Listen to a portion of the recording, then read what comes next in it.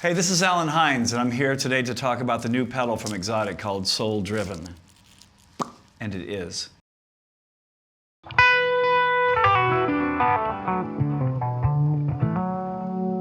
Basically, I think the Soul Driven pedal is similar to my old AC Boost, but it has some cool features that I work kind of exclusively for guitar.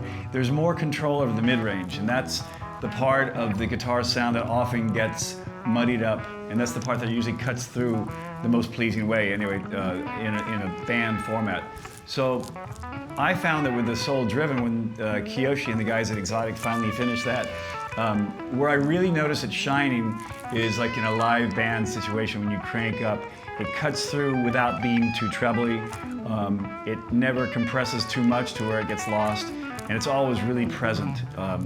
But it's got all that control over the mid-range that guitar players want, because I think that's where most, even in a recording, the guitar usually sits in the mid-range someplace, and having that control is what makes the pedal so special.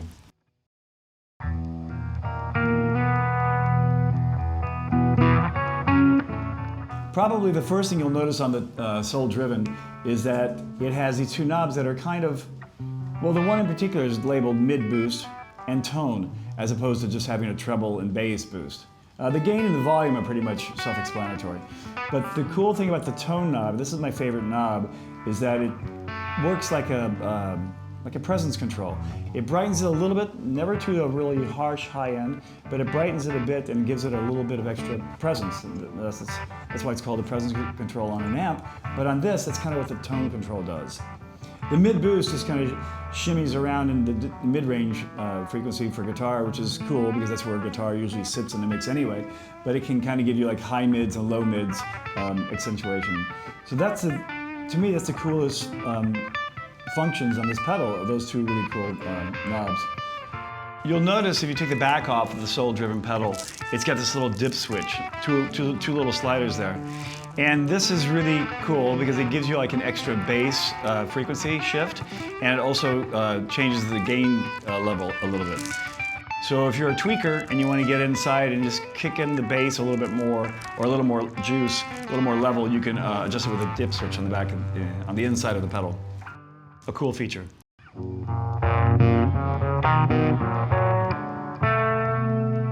I don't use a lot of distortion. Some guys use tons of compression and distortion. I use just enough that when I'm cranked up, the guitar sings and I can hear a nice, thick, distorted signal.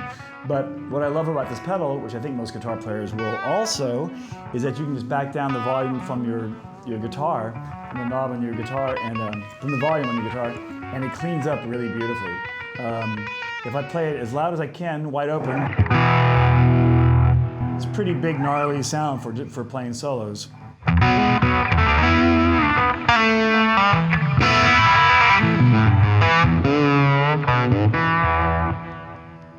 But then I can back it down and still get away with playing chords.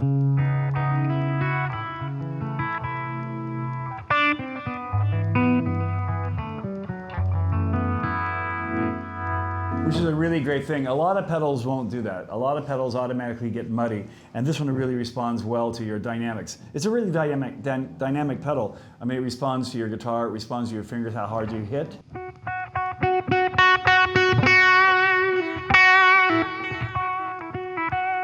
But it's just really musical. It kind of feels like a really good amplifier in a box.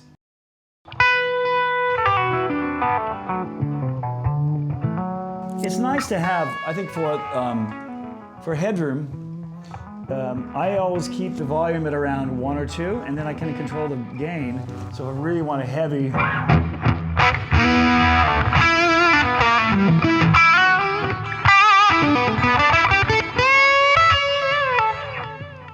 and then for other gigs I may have it back down for more of a blues gig and less of a rock thing. I may just back down the gain a little bit. It just kind of cleans it up a little bit, right?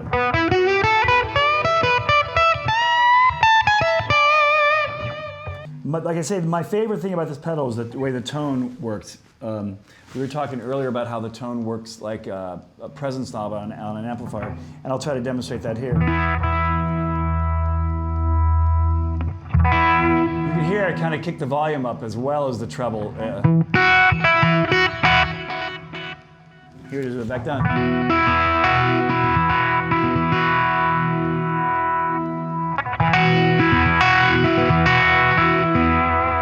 So that's cool. It never goes into stratosphere highs that you're never going to use. That's the cool thing about the pedal. A lot of pedals, when you turn up the treble, yes, it turns up the treble, but it turns up the bad treble. And this kind of keeps it in the really sweet range. It's really hard to find a bad setting on the pedal, but this is where I usually keep it, is at around 11 o'clock on the tone. Before I talked a little bit about the mid-range boost, and I want to show you a difference of how that really punches out the kind of high mids. This is set at around 11 o'clock on the pedal for the mid-boost pedal. You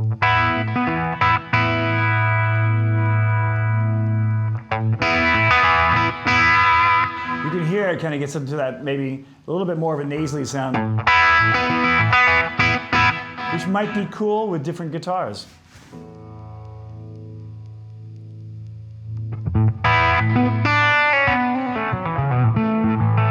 Once again, that's where I like it.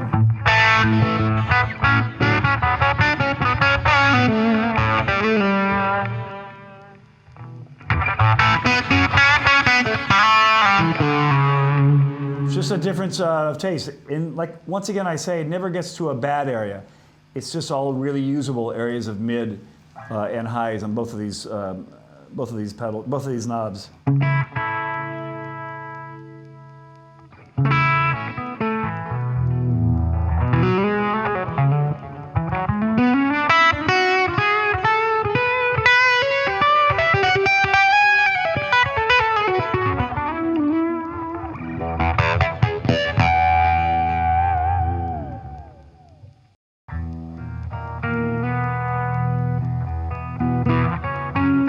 So I usually tend to gravitate towards amplifiers like a deluxe reverb. Maybe some twins have different kind of output, but basically around the 50-watt range with 6L6s. That's kind of been my go-to pattern. The pedal seems to work really great that way, but having said that, I've also done gigs where all they had was the JC120, and the pedal still sounded great in that too.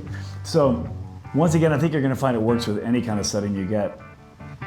Whatever kind of setting you happen to find yourself in, whatever kind of amp they have for you. So basically, guys, there's a million pedals out there you can choose from, I know that. But the cool thing about the Soul Driven pedal is that it somehow retains a lot of the natural amp sound, which is rare, and it responds really good to your fingers. So you do little subtle things and it comes through. And the main thing I've noticed, the main thing that got me excited about the pedal is using it live. Because in a live format, a lot of pedals that might sound good sitting alone, in your guitar store someplace, they get lost in the live. They don't translate, through a whole band in a bar or someplace, And this pedal seems to cut through at the frequencies right where you want them to. There seems to be a lot of sweet spots with this pedal. So it's just, at least give it a try. The Soul Driven is a great pedal as far as I'm concerned, and it's blue, which is my favorite color. Soul Driven.